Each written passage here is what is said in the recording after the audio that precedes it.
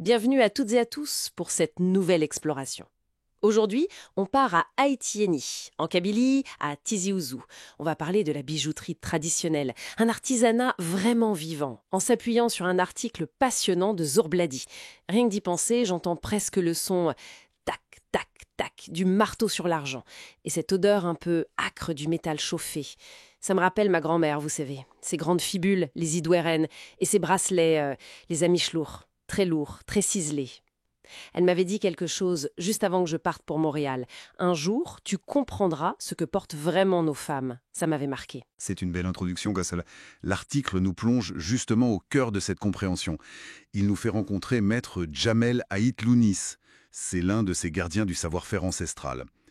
L'auteur décrit son atelier, un peu comme un sanctuaire, oui. Sombre, rempli d'outils anciens, une atmosphère très concentrée. Oui, et l'accueil de Djamel est très simple, très direct. Marbaïska ami, bienvenue mon fils. Et très vite, on apprend quelque chose d'assez fou. Les motifs sur les bijoux, ce n'est pas juste pour faire joli en fait. Non, pas du tout.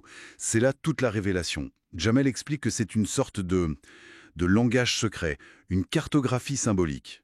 Le triangle, par exemple, ça représente Idourar, les montagnes. Les lignes, elles, figurent les chemins de transhumance empruntés par les ancêtres. Chaque bijou, en gros, raconte d'où l'on vient. Il montre même une fibule très ancienne, transmise sur 7 générations. 7 générations. Incroyable. Oui, avec 7 points. Pour les 7 tribus fondatrices de la Confédération d'Haïti-Yéni. Et au centre, il y a souvent ce losange. Il a une signification particulière, celui-là ? Ah, le losange. Alors ça, c'est très fort. Djamel dit que c'est Hul, le cœur. Mais plus profondément encore, ça symbolise Tametou Tileli, la femme libre. La femme libre, c'est puissant comme message. Absolument. On réalise que ces bijoux, ce sont comme des manifestes d'identité, d'autonomie féminine berbère qui remontent à très loin, bien plus que de simples ornements. C'est une perspective qui change tout. Et l'article parle aussi d'un moment clé, l'arrivée de Karim, c'est ça ? Le neveu de Djamel, oui, Karim.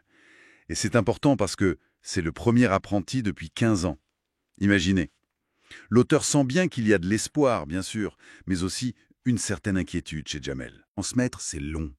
Et puis, est-ce que Karim ira jusqu'au bout? C'est la question sous-jacente.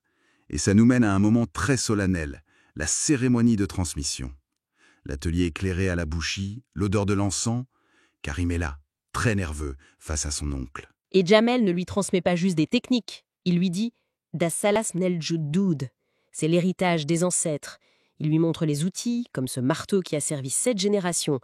C'est très concret cet héritage, presque palpable. Exactement. Et le moment le plus intense, c'est quand Djamel récite une formule, une sorte de prière de transmission, que Karim doit répéter. Seul fit tatadesbar, seul gder laman, awi ayanyak fkani mezwula, eritai willaradayassel. Qu'est-ce que ça veut dire en substance ? Ça signifie, avec finesse et patience, avec respect et fidélité, prends ce que les anciens t'ont donné et transmets-le à ceux qui viendront après toi. C'est magnifique, profond. Ça donne une autre dimension au métier. Carrément. Djamel insiste là-dessus. Chaque coup de marteau, c'est comme une prière. Forger ces bijoux, c'est une façon de garder l'âme berbère vivante. Et cette âme, elle attire, elle dépasse les montagnes de Kabylie, apparemment. L'article part d'un stage annuel. Oui, un stage qui réunit une quinzaine de jeunes. Ils viennent de la diaspora, Alger, Paris, mais aussi Montréal, Marseille, Berlin. Les témoignages sont forts. Il y a Lydia, de Marseille. Elle veut apprendre pour refaire les bijoux que sa mère a dû vendre un jour. C'est touchant. Très. Et il y a Massi, un ingénieur qui vient de Berlin.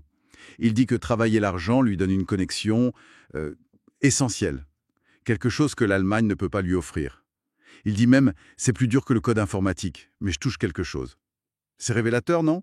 Ah oui, ça en dit long sur ce besoin de racines tangibles, peut-être. Surtout pour la diaspora. C'est exactement ça. Un besoin de reconnexion, à la fois matériel et spirituel. Djamel a une explication pour ça. Il dit que ce savoir, c'est presque comme si c'était dans les gènes. D'amen, dans le sang. Comme si c'était inné. Un peu oui. Et il ajoute que les motifs, la spirale pour l'éternité, les chevrons qui rappellent les tatouages des femmes, tout ça forme un alphabet secret. Une façon d'écrire l'histoire, mais sans les mots. Une histoire silencieuse, mais incroyablement puissante, portée par ces objets. Et les jeunes qui participent au stage, ils repartent avec quoi? Ils repartent avec leur création. Souvent imparfaite, bien sûr, mais chargée de sens, d'une connexion retrouvée. L'auteur de l'article, d'ailleurs, fabrique lui-même un bracelet. Ça devient un symbole de son propre cheminement. C'est beau. Oui. Et l'article conclut sur cette idée de vitalité. La tradition n'est pas morte. Elle est portée par les maîtres, comme Jamel, par les jeunes apprentis, comme Karim, et par cette diaspora qui revient chercher quelque chose.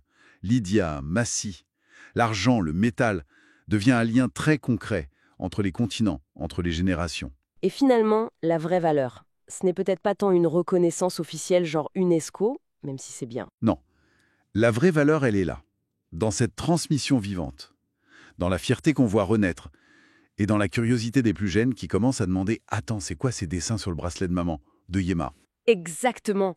L'héritage n'est pas dans un musée, il est là dans les mains vivantes, comme le dit l'article. Ça nous laisse avec une question peut-être. Nos propres racines, où qu'elles soient, elles attendent peut-être aussi qu'on s'y intéresse. Pas comme des reliques, mais comme une source vive. Il y a une urgence et une richesse immense à transmettre. À Tassayen Yayelan, il reste tant à partager, tant à découvrir.